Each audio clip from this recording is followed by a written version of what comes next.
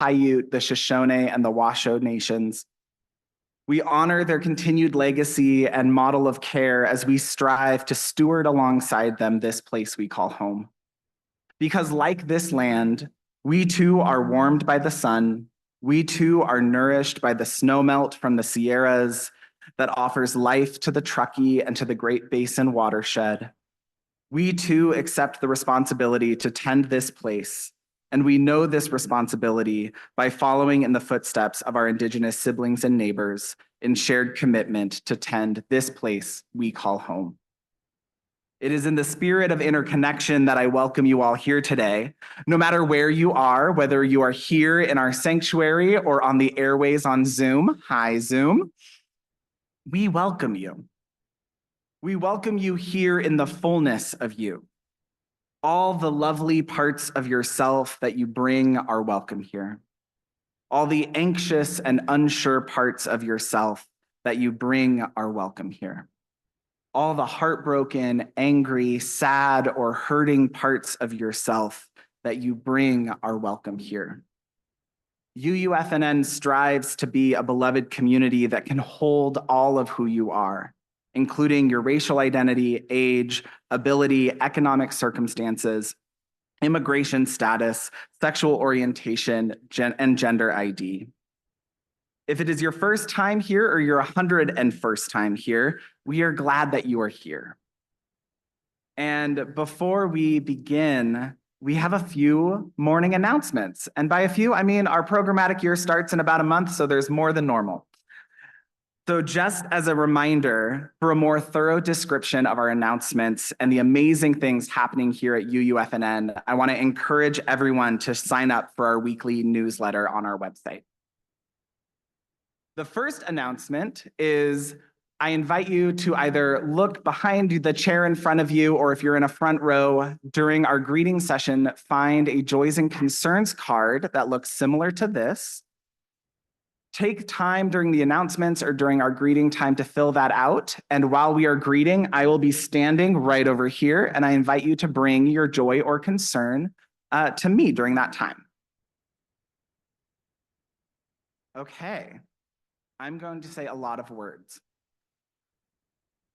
On September 7th, Reno is celebrating Northern Nevada Pride, and UUFNN is walking in the parade as well as having a table at the festival.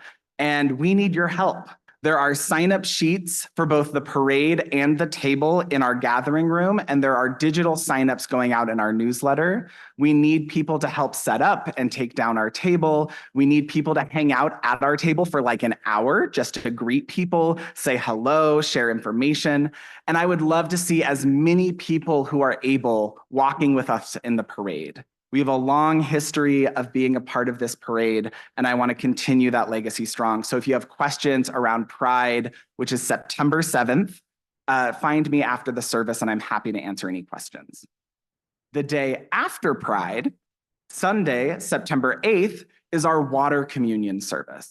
It is the time that marks the beginning of our programmatic year. It is our ingathering after the summer. It is the collection of all we are as a community. And for people who have not been to a UU community before, what that looks like is we invite everyone to bring a small vessel of water, whether it be from your home or a place that is meaningful to you. And we gather all the waters together as we start our new year as a community. So that is September 8th. Following water communion, there will be an ice cream social offered to us by our membership team. So even if you're like, Nathan, I don't know what you're talking about with water communion, there will be free ice cream afterwards. So there's a treat. And then today after service, Greener Sanctuary will be meeting in the Star King room until about 12:30. We are going to be talking about the UU Climate Revival, which is a national UU movement for the weekend of the 28th and the 29th that we are part of here. Saturday, the 28th, will be a day long of all ages activities and workshops around how we can better our understanding and support our capacity for doing the work of climate change. And on that Sunday, the 29th, we will be hosting a service in celebration of that shared commitment across Unitarian Universalism that is followed by an advocacy hour. So the hour after service on the 29th will be an opportunity for everyone in our community to do a little something to advocate for our planet before they head home that day. So if you have questions about the climate revival, please come to the Greener Sanctuary meeting, or you can contact me or Michelle Hamilton, and we'll be able to provide you with more information. And then we have two more on my part. That Reno Posse is here today. Please stop by their table in the gathering room after the service to pick up a cooking kit. For people who are new and are like, what is Reno Posse? It is an organization that we support that provides food to our unhoused siblings in the community. Your work will make a minimum of 8 servings to feed someone in need. It is so easy to return your food whenever you're here. There's no schedule or deadlines. It's a great way to feed our hungry neighbors on the streets. And if you have questions about Posse, in the gathering room, you can talk to Jane Dunn. Jane, could you raise your hand? Before Greener Sanctuary, because Jane will be coming to Greener Sanctuary. So, and then finally, Deborah Graham, if you could raise your hand, Deborah. Oh, she's greeting. Deborah's out by the door. Deborah Graham is participating in a national initiative titled Reclaim Our Vote. It is an organization or an initiative that is helping create postcards to support people of color to access voting registration and supporting folks of color in getting registered to vote in the upcoming election. So if you have questions about Reclaim Our Vote and this national initiative, Deborah Graham is right through the door. There's Deborah right over there, and you can talk to Deborah after the service, and Deborah will have more information for you. And with that, I'd like to invite Lois up to give us a special announcement.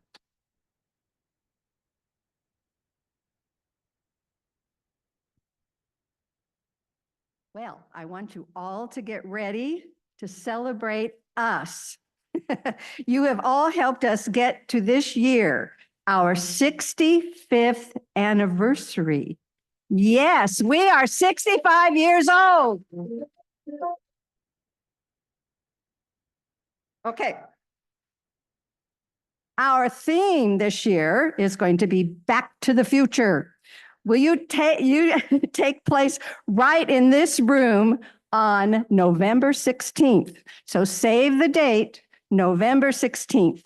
Also, you may join us in planning our family-friendly 65th celebration by signing up in the gathering room today. And Zoomers, you may email me, Lois Bianchi, Gmail, to participate in the planning. So please join us, okay?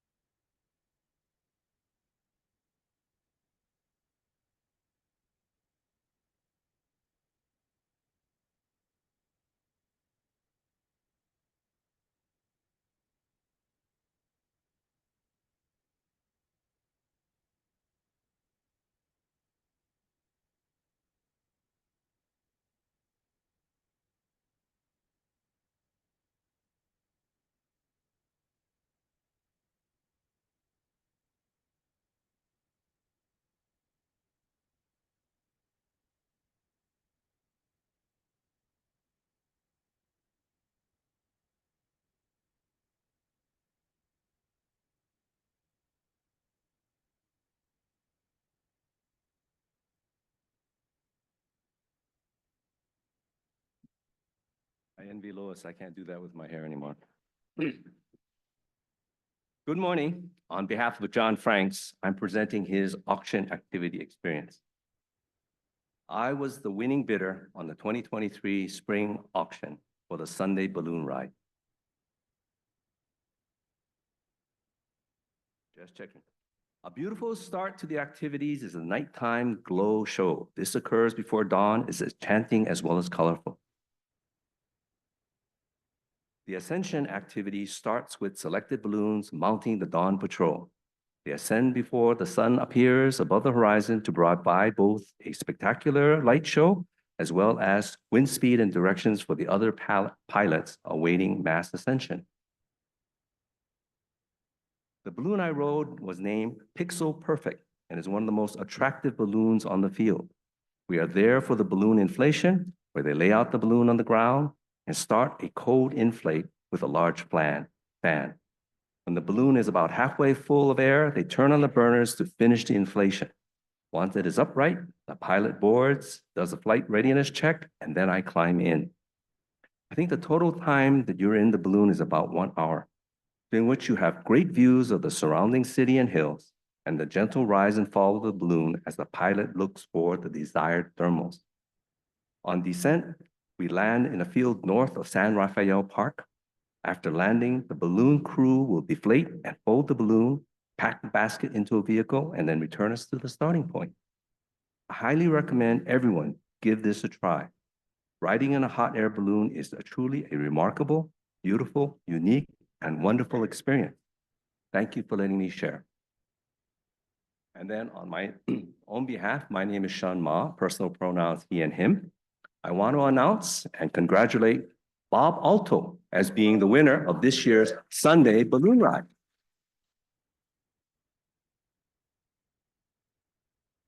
I'd also announce that the last balloon ride available for bidding started at 10 o'clock this morning. It'll be for Saturday, September 6th, 7th. Sorry, same day as Pride Day. One of you will be up in the balloon. And we welcome you to put in your bids. Let us also thank Jenny Kersey for her wonderful donation of these balloon rides to help our auction. Thank you, Jenny.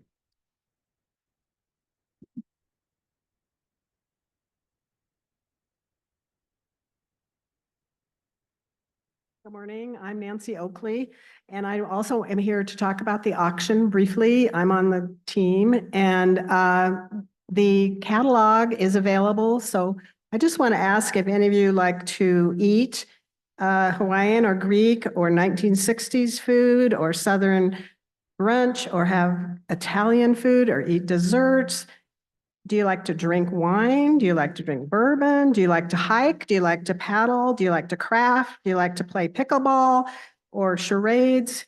Do you like to socialize? Do you like to read plays together? Do you like to take Sunday drives together? Do you like to dance? Do you like to collect art? Do you like to celebrate the full moon, the Super Bowl, the election? Do you like to celebrate St. Nicholas Day? Do you like to solve mysteries? All of those are available in the catalog. So please look at the catalog and get ready to bid. The bidding starts September 1st through September 7th. And also, if you have anything that you would like to donate to create another memorable event for someone, we are taking donations all the way through the September 1st. So we are out in the gathering room after the service to help you with any of those, to look at the catalog, to make a donation, and we appreciate your participation. Thank you.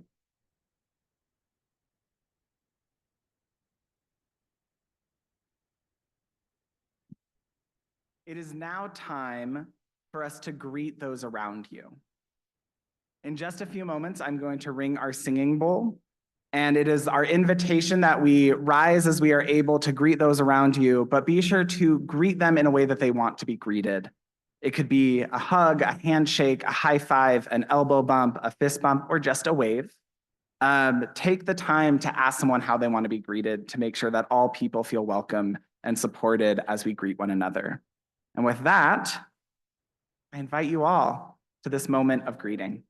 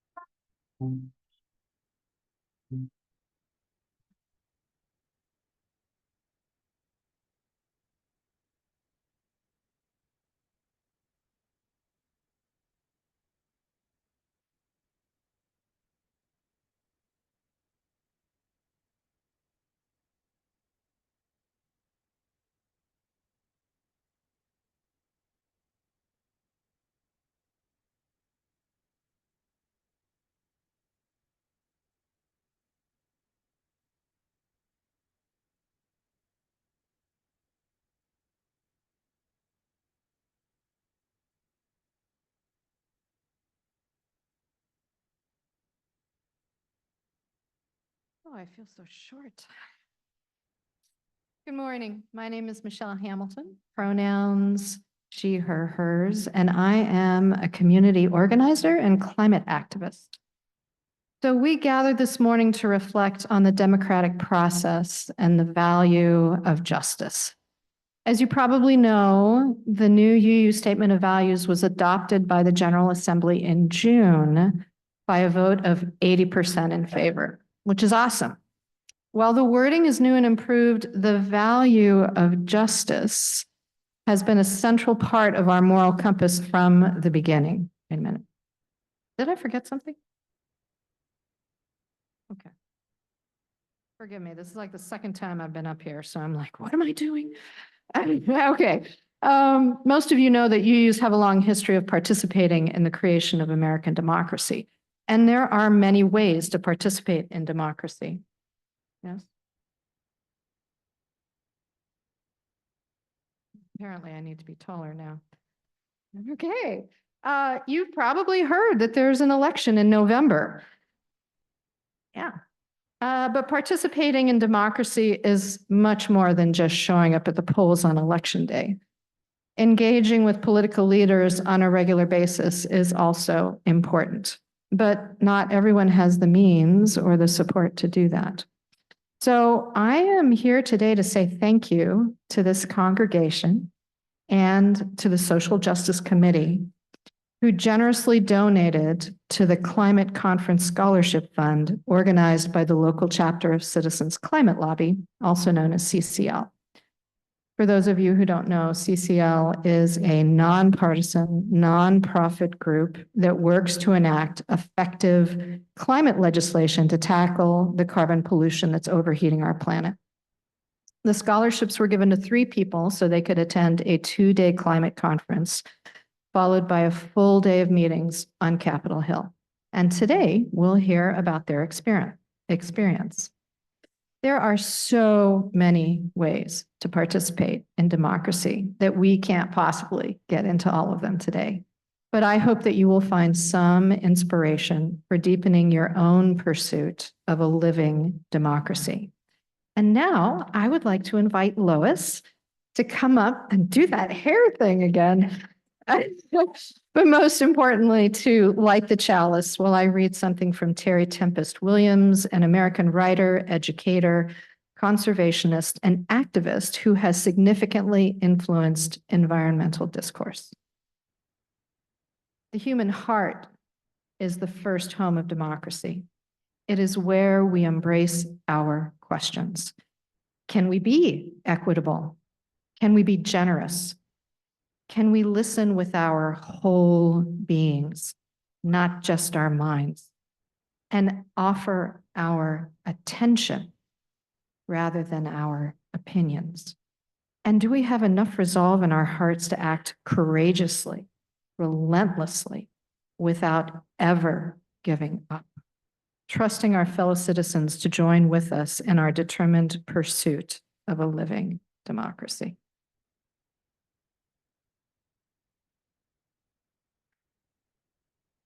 Now, if you would rise as you are able and join me in the opening hymn, Circle Round of Freedom, and Lily and Sheila are going to lead us.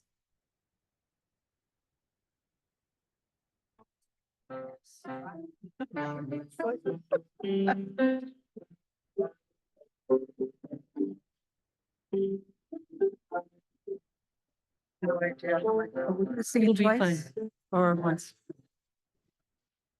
Piano does, right?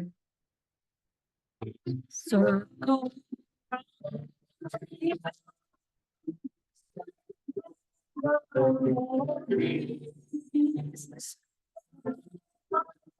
Sing praise. Circle.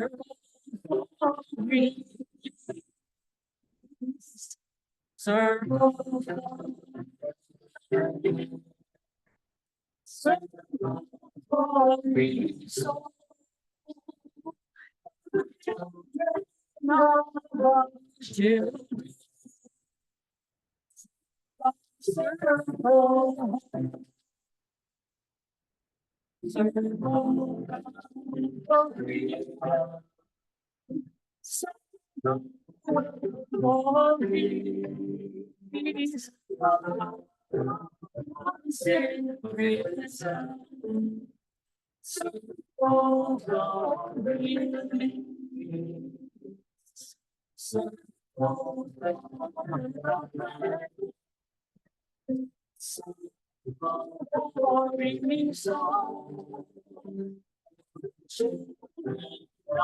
Our children, lead us home. Good job. We'll be back.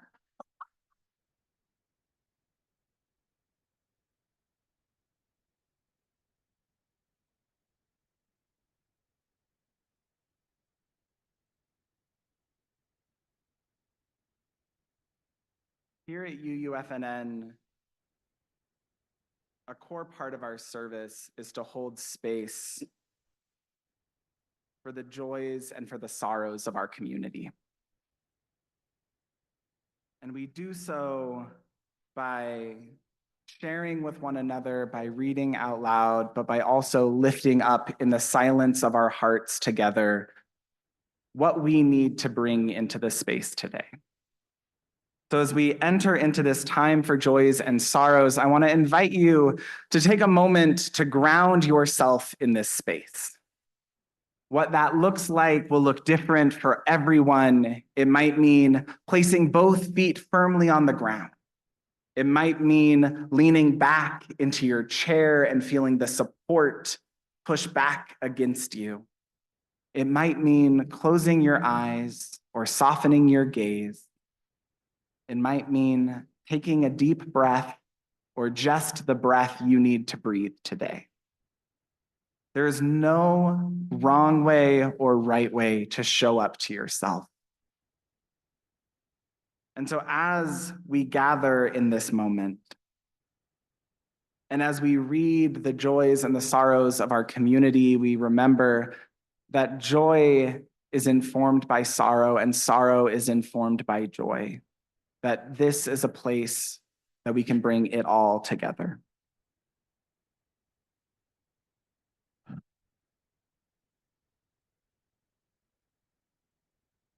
And so in the silence, in this moment, we hold ourselves and our spirits in prayer with the suffering of this world. with the people in Palestine, in Sudan, in the Congo. As we speak of justice and democracy, we know that our systems have flaws and do harm.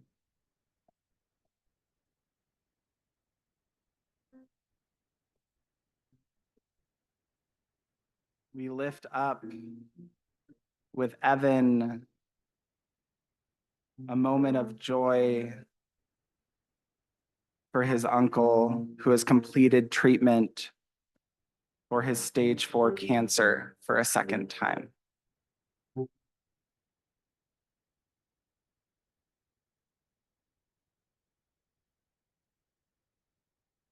We lift up an invitation and ask for support from our community to be present with Emily as she lifts up her friend Amy Rude from LRY, who just passed away from severe injuries in a car accident.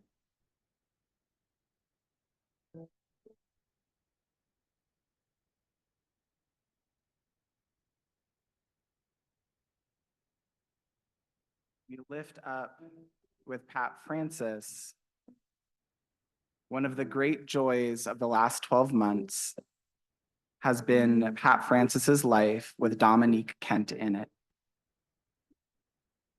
They have become extremely close, and so much so that we see each other as soul mother and daughter, and that Dominique is planning to change her name in November for her birthday to Dominique Frida Francis. It is an honor to welcome Dominique Francis into our community in celebration with Pat Francis.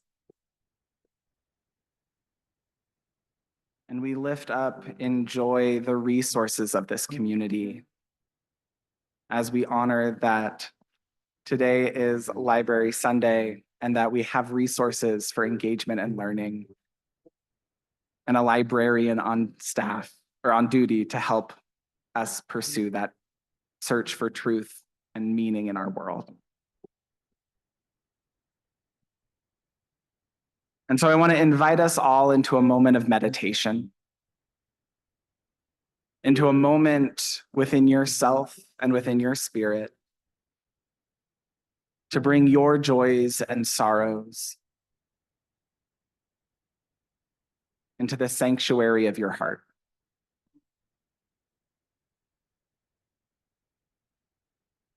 I invite you to breathe in this moment, be present to all that your experience is offering you, without judgment, with compassion and grace. I invite you to take a deep breath. Feel the air enter your nose or your mouth, into your lungs, filling your body. And I invite you, if you feel so called, to exhale with a sigh. I invite you to do that one more time.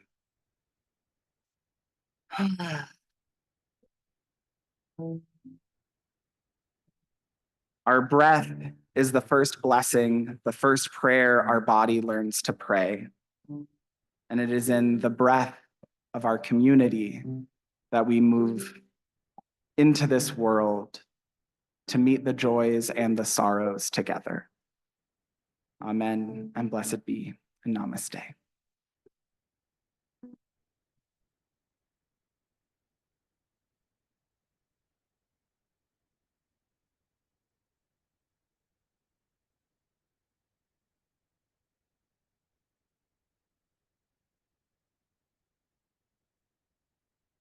So let's start with an excerpt from the UU Statement of Values. Justice. We work to be diverse, multicultural, beloved communities where all thrive. We covenant to dismantle racism and all forms of systemic oppression. We support the use of inclusive democratic processes to make decisions within our congregations, our association, and society at large. So there's a lot to unpack there. We could honestly spend hours on it, and as you use, we just might. As you use, we recognize, as Nathan reminded us, that democracy has been imperfect from the very beginning, especially for marginalized and oppressed communities. In Reno, we had restrictive racial covenants until the 1950s, even though they were no longer legally enforceable after 1948. Last year, UNR history researchers uncovered at least 11,000 restrictive racial covenants on current Washoe County deeds. These covenants restricted who could own or occupy property, forcing non-whites into less desirable areas. Most families that build wealth do it by buying a home that increases in value and passing it on to their children. In real estate, location matters a lot. So the intergenerational impact of property ownership is one of the reasons for the growing wealth gap across racial and ethnic divides in the US today. And this is only one small example of showing why dismantling systems of oppression is vital and difficult.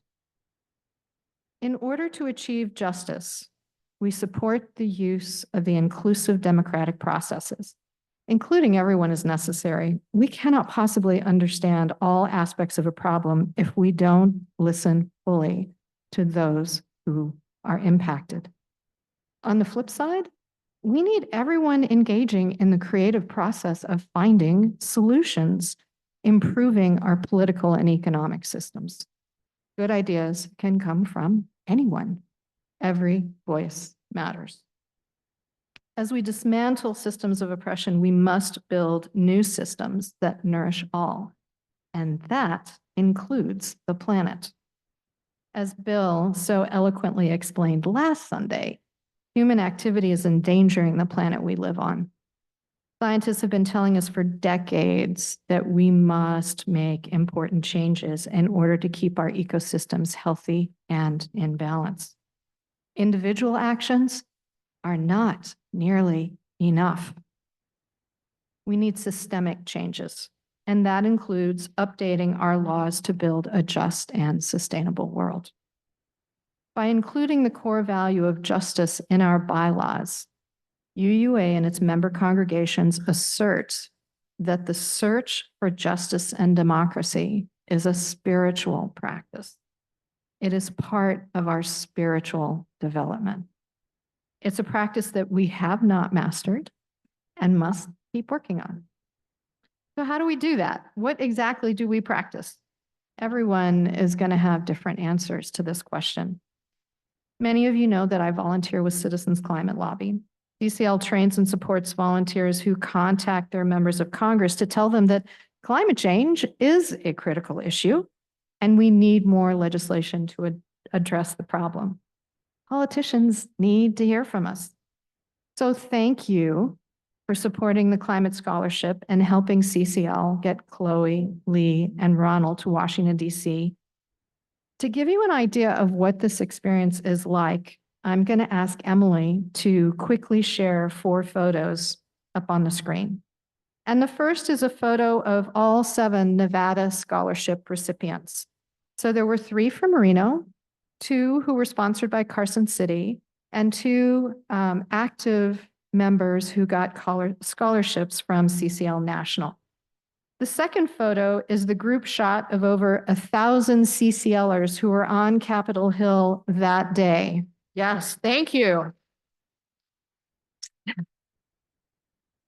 I can only describe this experience as exhilarating.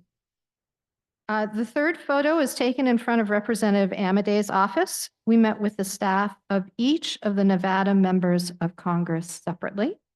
And then the last photo shows that there was still some time to have some fun. So now I'd like to invite Chloe to come on up.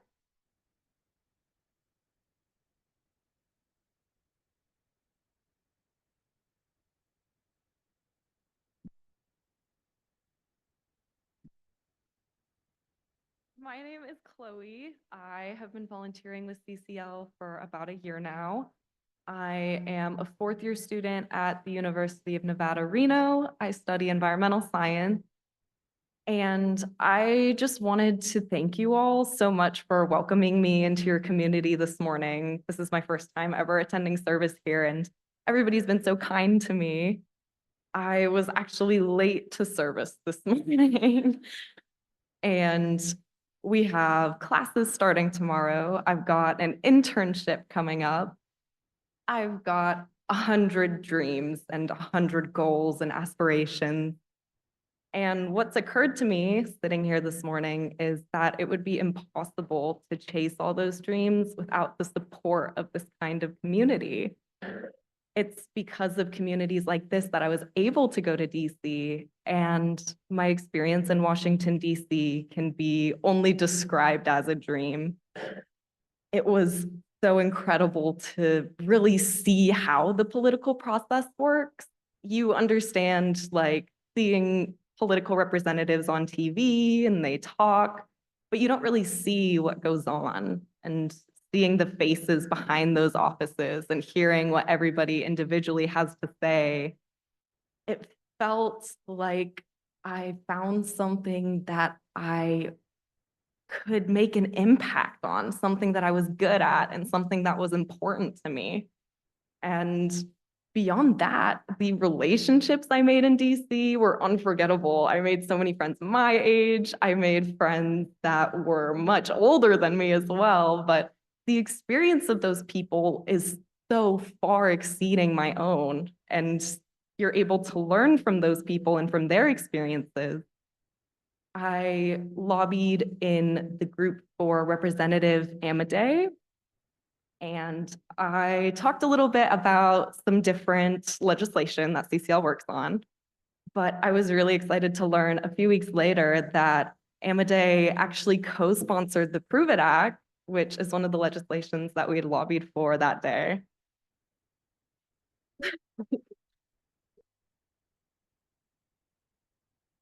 And that wouldn't have been possible without years and years of building this relationship with these office members and with Representative Amadei himself.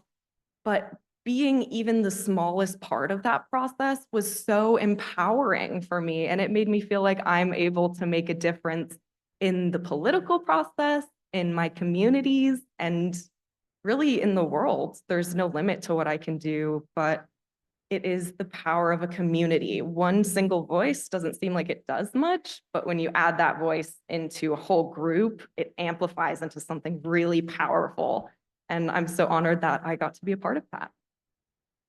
So thank you so much for listening. Thank you for your time, everybody.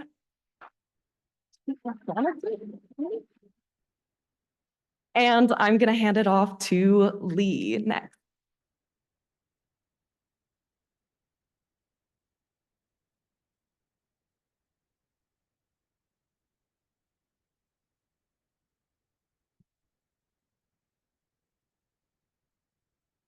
Hello, I'm I'm Lee, and I guess I'll start with how I discovered this whole thing.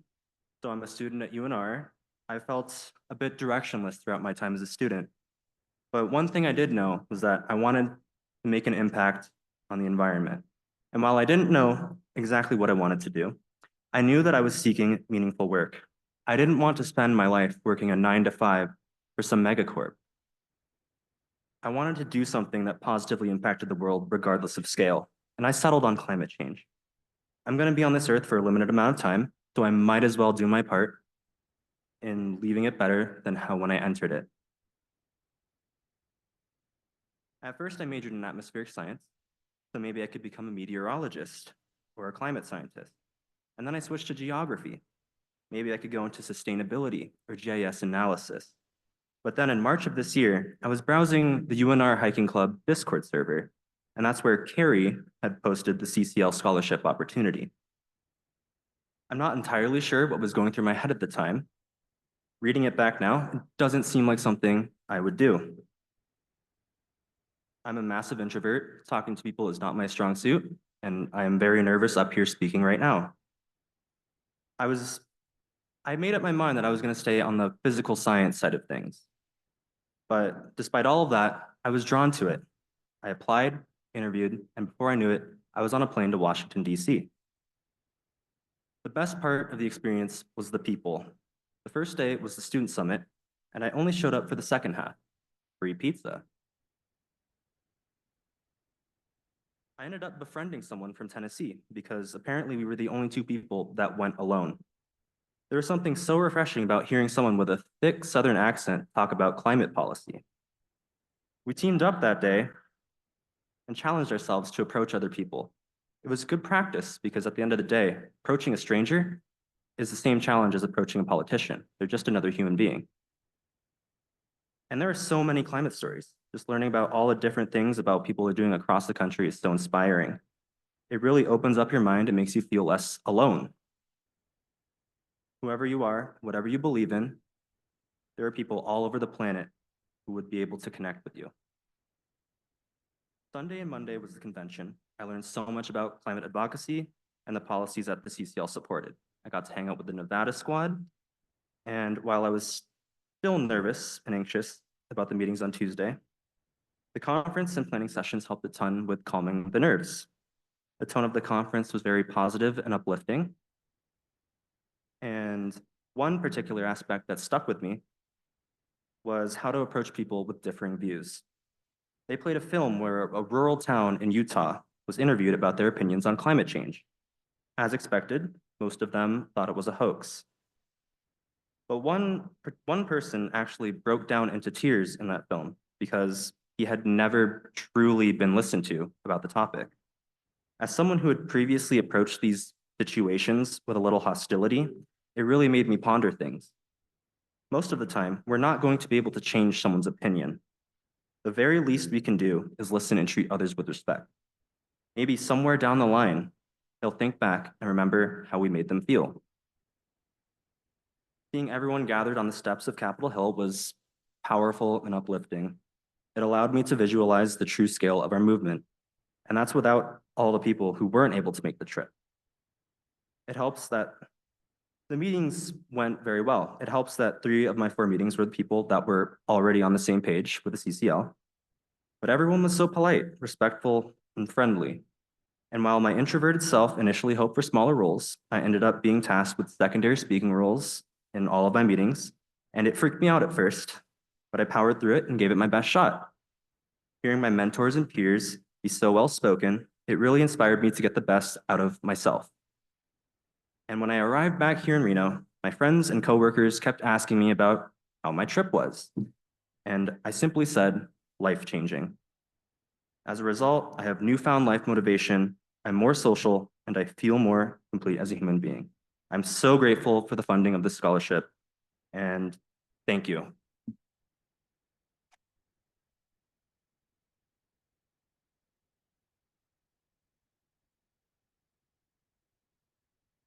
I'd like to welcome Ronald.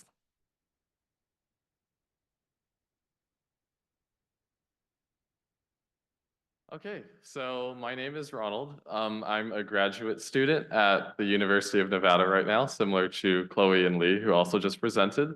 And I'm also working as a software engineer. And what initially drew me into this whole scholarship climate change thing in the first place was, I remember when I was in elementary school, I went to Double Diamond Elementary School, which is not far from here.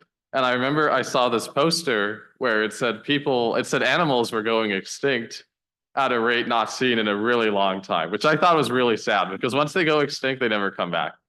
So I guess that was my first exposure to the kind of impact humans were having on the environment. And then it picked up a little bit more in high school when I saw that people in the EU, like Greta Thunberg, I'm not sure if I'm saying that right, but they were trying to organize climate walkouts to try to gain more traction for the climate movement. And then later on, similar to Lee, I saw the UNR hiking club in that group chat that someone posted a link to this scholarship. And I thought, wow, this seems like a really good opportunity. So I applied. And applied I did. And then we went to DC. So I guess some of the main takeaways I got from DC when I went were sometimes when you look at the news and you see what some of the politicians in DC are doing, at times you can feel a little bit powerless because it seems like you don't really have a way to impact what they're doing. But going there into DC and talking with their aides and the representatives made me realize, and all of us realize, that sometimes we just have to talk to people face to face to see why exactly, why are they doing this? What is your rationale behind doing this? And, how can we change your opinion on this stuff? And that was something that I really took away from going to DC. Sometimes, people are more than just what you read about on the news. You have to really talk to them, get their viewpoints, and see what they say.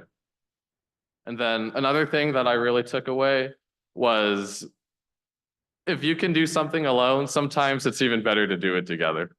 It's always better to do stuff in a team. And it was a heartwarming experience to work with everybody to help build the connections with the representatives and their aides in DC to help convince them of stuff. So yeah, I think those were some of the most important things I took away from DC. I think another really important moment was, as Michelle mentioned earlier, at the beginning of the conference, there was a group photo with everyone who was sent to DC to lobby for the climate change policies.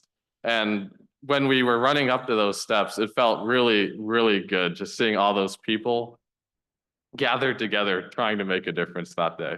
So I think that was a really good feeling. So yeah, I think that's my story for the scholarship. I want to thank everyone who sponsored it and everything. It really means a lot to me. So.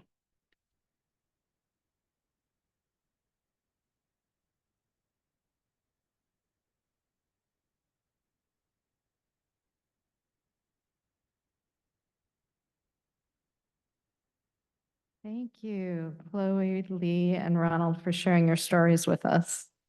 It was inspiring and energizing, much like the conference was. And I really resonate with Lee. It's not always easy, right? In fact, I'm reminded of something that happened to me several months ago. We had a Get Out the Vote postcarding party for the Nevada primaries over in the Star King room. And we spent about an hour writing postcards. And then afterwards, my friend turned to me and said, "Was it nearly as hard as I thought it was going to be?" And that was the same reaction that I had after making my first call to one of the Nevada US senators. That wasn't nearly as bad as I thought it would be. And I totally agree that doing it in community makes it so much easier. Because so often it's fear that keeps us from doing anything. We know it's the right thing to do. We know it's important to make the time to get it done, but fear and inertia and the very real pressure of our daily lives get in the way. And that's why I am so impressed by Chloe and Lee and Ronald, because they rose to the challenge. They made the time, they worked hard to prepare, and it showed in those meetings on Capitol Hill. So I hope that you have found some inspiration for deepening your own spiritual journey in the pursuit of justice and an inclusive democracy.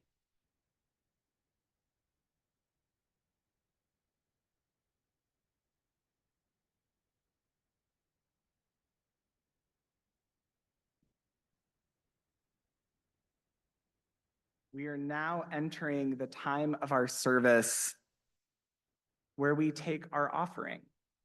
Here at within Unitarian Universalism, as Michelle has spoken about, we've adopted 6 guiding values, and one of those values is generosity. Exercising the value of generosity means, in this space, offering of our time, our treasure, and our talent. And as we pass the basket around, it is a passing in the spirit of supporting this self-sustaining community and all of the ministries and opportunities and involvement in the community that we provide. The gifts of the congregation are gratefully received. And if you would like to share digitally, there will be instructions on the screen or on the Zoom screen. Here at UUFNN, each month we give folks the opportunity to share our generosity by sharing with a designated nonprofit. We call that Share the Plate. And the Share the Plate recipient for August is an organization called We Got You. I Got You. Thank you. Is an organization called I Got You. I Got You provides immediate direct funding to people of limited means who suddenly experience major changes in their lives that requires expenditures that they cannot afford. I Got You's goal is to keep households intact and fully functional, so the goods they provide are home furnishings and other such options. Thank you for your generosity. Now let the offering begin.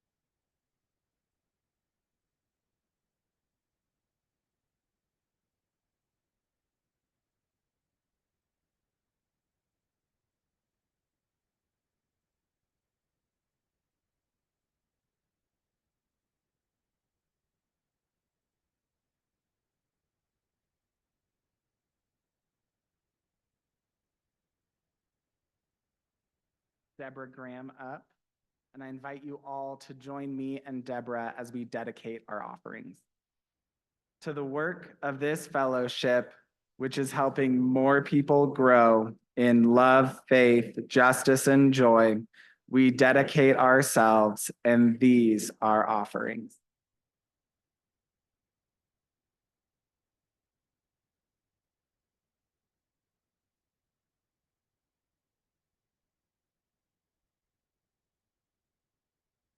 All right, now is the time in our service when we extinguish the chalice.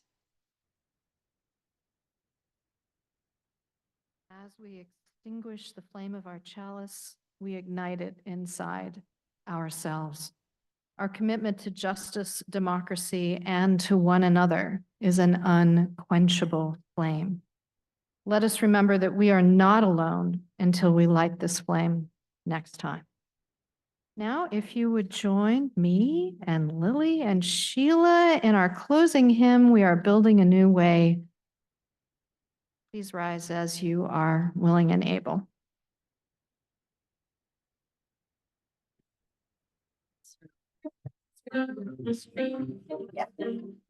Margaret, that's all you got there. God be A new way. We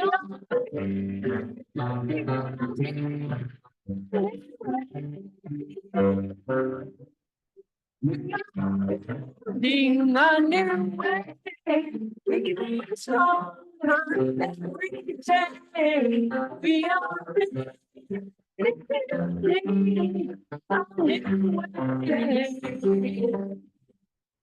we are working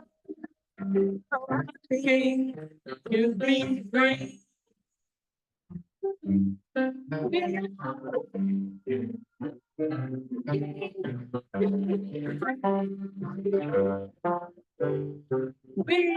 working to be free. Jealousy. We are working to be free. We can feel our every need. We can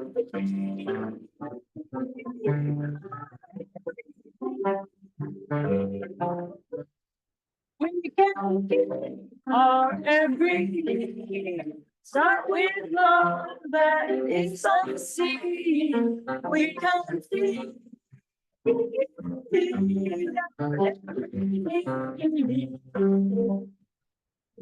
Peace and freedom is our crown. Peace and freedom is our crown.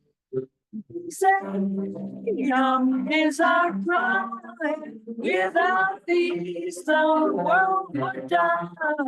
Peace and freedom. It's all about.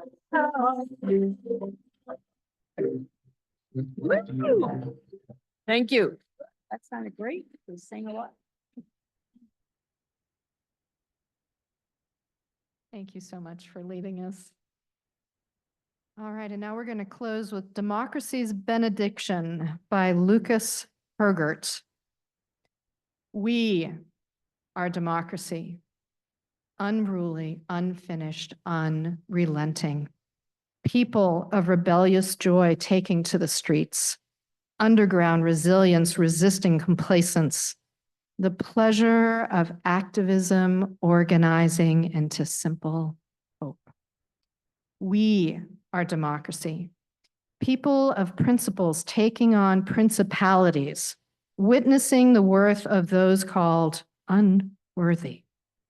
Justice just now gaining ground, integrity of interdependence, existence extending, living democracy in heads, hands, hearts.